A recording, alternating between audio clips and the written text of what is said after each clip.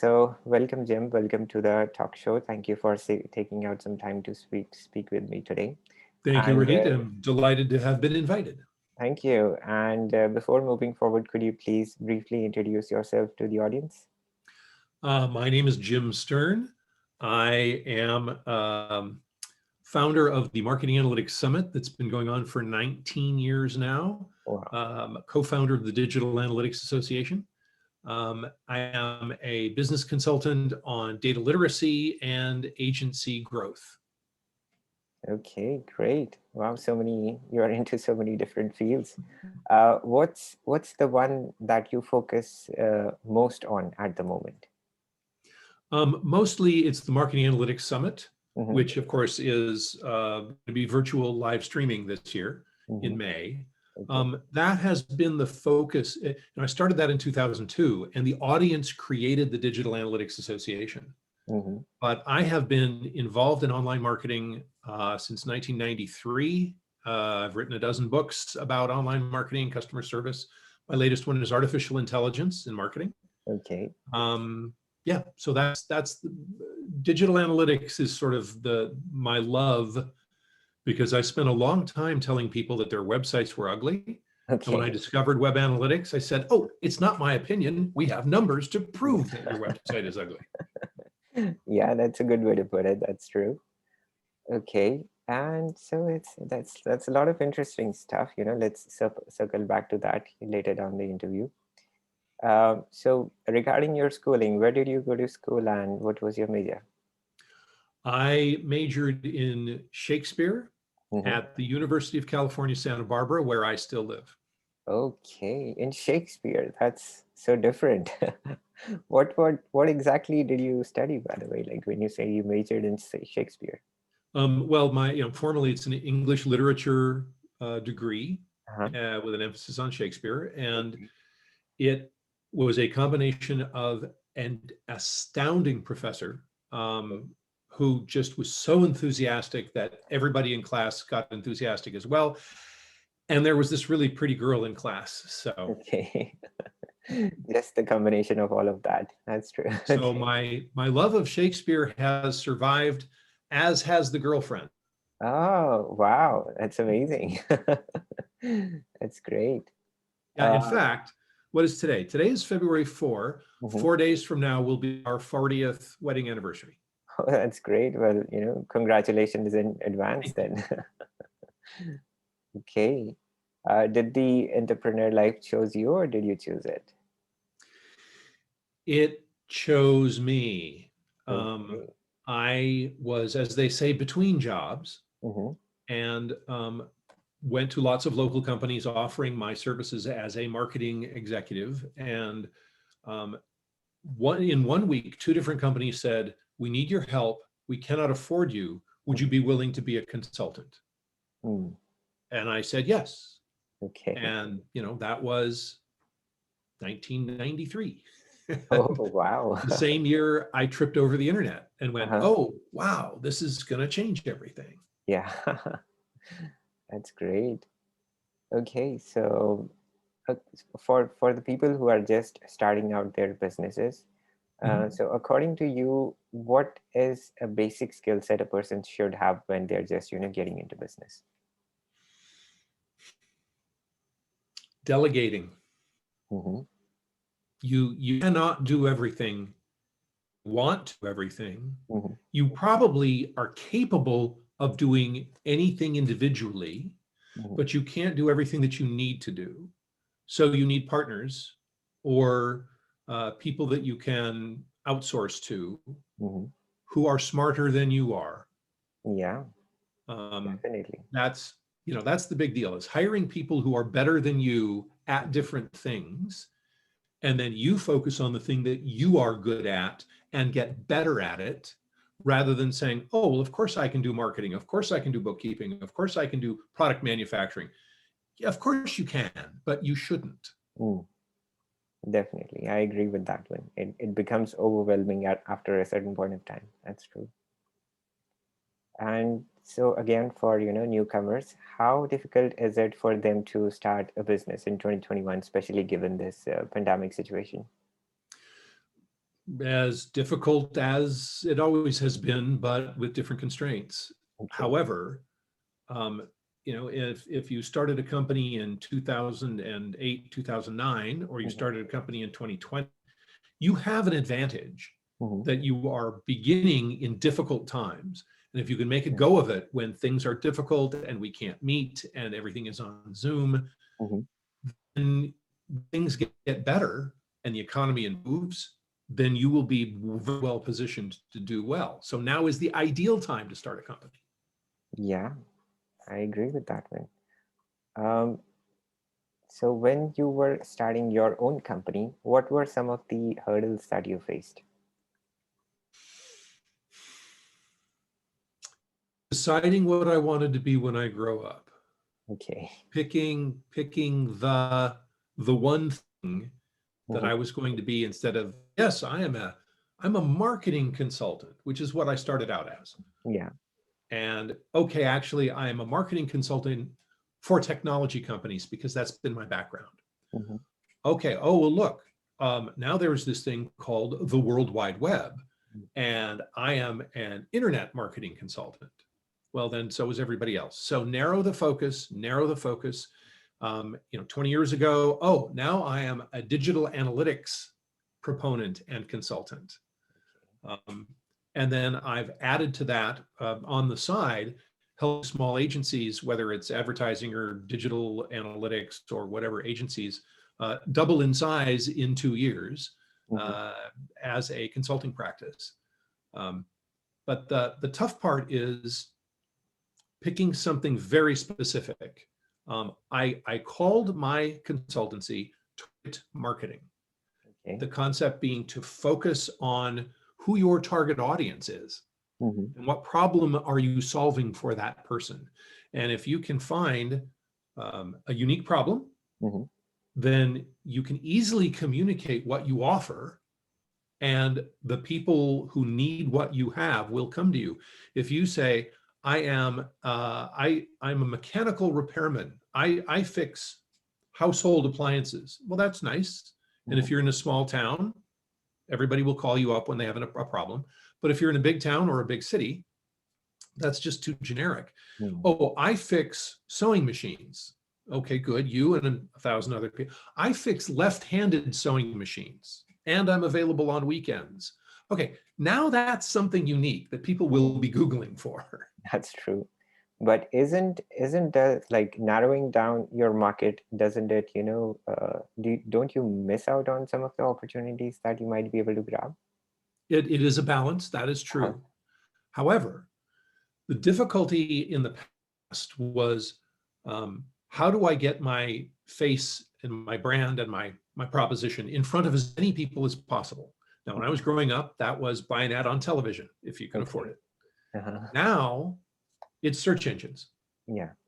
And I can spend an infinite amount of money on advertising, whether it's on television, radio, or on search, or on LinkedIn and Facebook. Mhm. Or I can create a proposition that is so specific that only people who need it will find it. Hmm. So, for example, if you are interested in digital analytics and you search for digital analytics, one of Mhm. the first things that pops up is the Digital Analytics Association. Yeah. So, Okay. great, there will be a way for me to find each other, us to Yeah, find each other. definitely. Um, if you are a small agency that has been in business for a while and done pretty good, but you've topped out, there's this plateau that you can't get above. Mhm. Um, that is my sweet spot. Okay. So I can do very specific articles. I can do very specific targeted advertising. If you are between 5 and 50 people, if you're between 1 million and 50 million in revenue, I can help you grow. If you are a large organization and you're already on a growth path, yeah, we don't even need to waste each other's time. If Mhm. you're a very small organization and you're happy with how well things are going, great, no problem. But if you've been in the doldrums for the last 2 or 5 years, we should talk. Yeah, definitely. Okay. And what were some of your monumental successes while moving forward with the growth of your company? Um, being visible enough that I was asked to participate. Mm-hmm. I chased after consulting jobs, and that proved to be worthwhile. I mean, I started in sales, so I understand how to do cold calling and all of that. Yeah. But the big step up was when I started doing public speaking, Okay. and that when I expressed felt and what my approach is, what my philosophy is in front of an audience. Mm-hmm. I mean, let's go back to the beginning. Your website is ugly, and here I have some examples. So this is 1995, 96 at Internet World conferences all over the world. I would show Hewlett Packard. I'm trying to buy a printer. Look how difficult this is. I go to the IBM website. There isn't even a phone number to call. And I would show screenshots of their website and just rip them a new one in front of an audience. Mm-hmm. And invariably, somebody from one of those companies would come up and say, can you come into our company and give that presentation to my boss? Mm. I said, sure. Okay. So it was being willing to be visible. And that was, before we had blogs. Yeah. So I wrote books Mm-hmm. and did public speaking. And that really opened the door for me. That's great. How many, by the way, how many total books have you written so far? It's even dozen, 12. Okay, that's great. Okay, so when you're not working, what do you do? How do you spend your time? I live in Santa Barbara, California, so spend a good deal of time outdoors. Okay. Just enjoying the beach and the mountains. Uh-huh. My family lives here.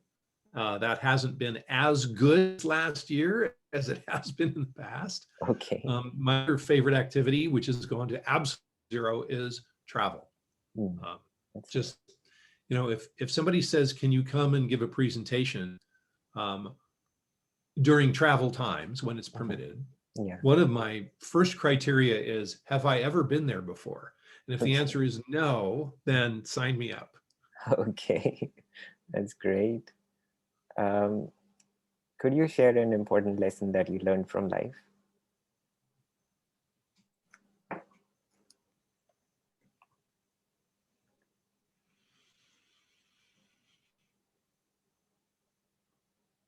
Empathy Mm. and listening Mm-hmm. and self-confidence. That's great. The first two I was a little bit born with and had excellent examples in my family. Mm-hmm. Self-confidence was very hard to come by, and nobody handed it to me. And it took me until I was in my mid-40s before I thought, but maybe I am an adult. Maybe I can provide value. Maybe I can help other people. Mm-hmm. And that was the tough one to learn. Yeah, definitely. It takes a lot of courage and, multiple tries to actually come on stage and speak in front of a big audience. That's true.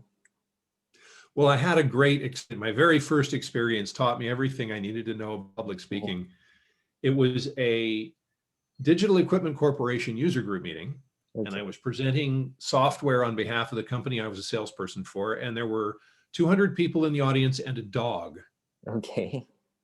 And the dog was sitting in the aisle, and next to the dog was a man wearing dark glasses. Oh, it's a seeing eye dog. Okay, fine. Now, this is back in the days where it wasn't PowerPoint, it was overhead foils, clear plastic sheets on an overhead projector. Oh, okay. And I put the first one up and started talking, and there was this clattering, this noise. And I realized that the blind guy had a Braille keyboard on his lap. This is way before laptops. And he was taking notes, but it had audio response. So it's clackety, clackety, clack. And I got to the next slide. I was able to tune that out. And okay, now I'm going along. I get to like slide 6 and slide 7. And suddenly there's silence. He wasn't typing. Okay. I'm boring. Next slide, next slide. And he started typing again. As long as he was typing, I knew I was okay. And that's, listen to your audience. Okay, yeah. I get it. That's a good audio input. That's interesting.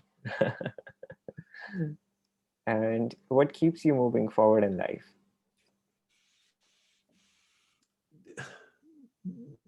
That I'm just amazed Mhm. at um, and the planet and the beauty and invention. Okay. And I mean, that's why I was so attracted to the internet back in the day. Every conversation about internet bubbled up a new business model. Well, if you can do that and that, you could also do this, this, and this. You know, Mm. you could also, oh yeah, but that'd be stupid. And then the next day there's Google, and oh well, that'd be stupid. And the next day there's Twitter. Well, I guess I should have done that. Mm. But it's just so exciting to, you know, if we've got the Internet of Things and we've got machine learning, and you could put those together, and wow, think of all the stuff you can do. That's exciting. That's fun. Yeah, That absolutely. and single malt scotch. Okay. Okay. So what's your favorite book and why?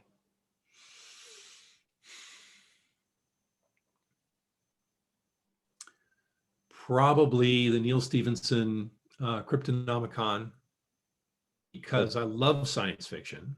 Okay. It was a challenge to get through because it's not only is it thick, Uh-huh. dense, Okay. and it has one of my very favorite paragraphs in literature outside of Shakespeare, Hmm. which, you know, I'll share another day. Okay. Sure. Um, what's the best and worst part of running a company? The best part is when people send you checks and a thank you note. Okay. Thank you so much for helping me. Here's money. Yeah, That's awesome. definitely.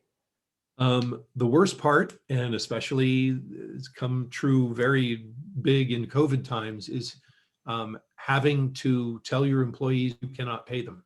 Yeah, it's difficult. So the majority of my income used to come from running business conferences. Hmm. Well, can't do that. We Mm. can do it online, Mm. but you know, I can't have 20 people helping me put on a conference anymore. Mm. I don't need them. And oh, by the way, can't afford them. Mm. That is terrible, because it's not, I mean, firing somebody is an awful experience, but laying people off who are good, capable, talented, smart, and have been working with me for more than a decade, Mhm. that that sucks. Mm. That's true. Okay, and for 2021, do you have a pledge or an aim? Survive. Okay. No, you know, reinvention has been good. I've created a couple of things. So if you can't do an in-person conference, what do? You do a live streaming conference, and that's great. And the content is rich, and you know, most of these people I've known for a long time, they know their stuff. It's valuable, but there's a very important piece missing, and that is the human contact, Mm. the conversation in the hallway, the sitting down at lunch with a complete stranger and finding out that you grew up in the same town, Mm. going out and having dinner with a group of people that you've never met before, and coming back to the lobby bar talking about the presentations you heard. I mean, that stuff, that's where the magic happens. Mm. That's true. So I have, you know, the reinvention process is create something new Mhm. that gives that feeling. So Mm. one of them is called analytics cohorts, Okay. small group of people who get together twice a month for 6 months to have that feeling of, oh, we're growing a little community where we can talk about anything. Nobody from my company is here. My boss isn't here. My employees aren't here. We Mm. can just talk in a safe space. Mhm. So that's analytics cohorts. And then the other one is marketing analytics live online, which is an interview with a digital analytics luminary that gets released on Monday. And then that Friday, a live interview with audience participation. So it's a chance to, you know, see the interview, which Mhm. gets edited, thank you Yeah. much, and then a chance to talk to the expert about what they presented or something that they didn't talk about. Mhm. And those things will live on, and when COVID is over, those are still viable and valuable. Yeah. So my pledge to 21 is come up with, do those things and maybe come up with some more. Mm-hmm. Definitely. Okay, so now we have reached the short rapid fire questions of this interview. And so I'm just going to ask you short questions and try to keep your answers short as well. If you come across any question that you don't feel like answering, you can just say skip and I'll move on to the next one. Very good. Okay, so first one is, are you an iPhone or Android person? Apple. Okay. What's the first thing you do when you wake up in the morning? Exercise. Okay. Three things no one knows about you.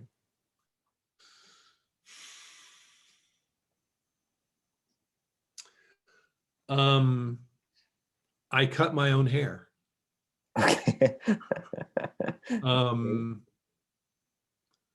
I was an usher at the Olympics in Munich in 1972. Oh, wow.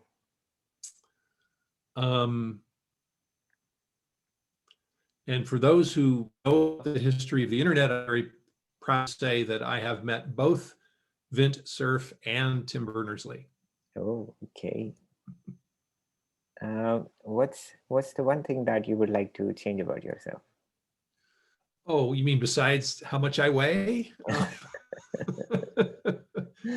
What would I like to change? I would like to get better at time management and prioritization. There's just so much I want to do and I can't. So it would be better if I could identify the things that were the best things to do instead of just the next thing. Definitely. What's the craziest thing someone has done for you? So there was this girl in Shakespeare class. Okay. Oh, yeah. And part of the class was to meet at each other's house. Well, that's a long story. This is supposed to be a quick answer. She bought all of my books for the class.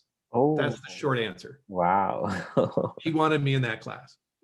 That's amazing. Okay, what's your spirit animal? Oh, actually, it's a lizard sunning on a rock. Okay, that's very highly specific. That's nice.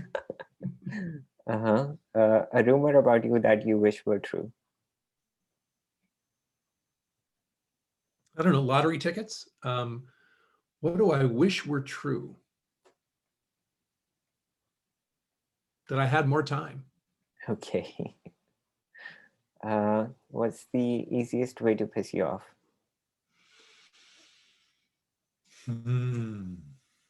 Disrespect. Yeah, we'll leave it at that. Short answer. Okay. What's the one thing you own that you wish you didn't?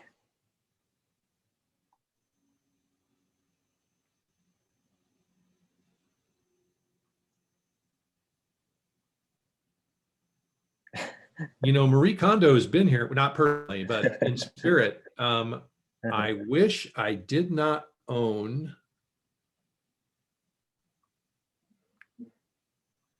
Pass. Okay. Sure. What's the one thing that you're most afraid of? I'm pretty paranoid about falling downstairs, and I have no reason to be. It's just. Okay. What's the most interesting thing you have in your purse or wallet? Most interesting. Oh, well, that's easy. The most interesting thing for me is my wedding picture. That's so nice. That's so sweet.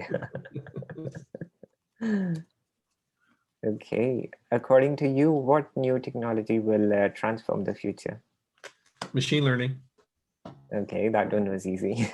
Yeah. Okay, now you have to rate yourself from 1 to 10. 1 being the lowest and 10 being the highest. On the 1. Sorry? 1. Okay, no, I haven't even started yet. I'm just myself in general. Okay. So first one is quick learner. 10. Book enthusiast. 9. Hmm. As a leader, 8. as a public speaker, I'm going to go with 9.5. okay, Otherwise, okay, as a CEO, 8. as a friend,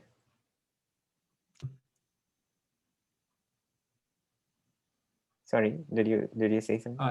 10 Okay, as a friend. okay. Yeah. I didn't catch that one. Okay, fine. Sorry. Right.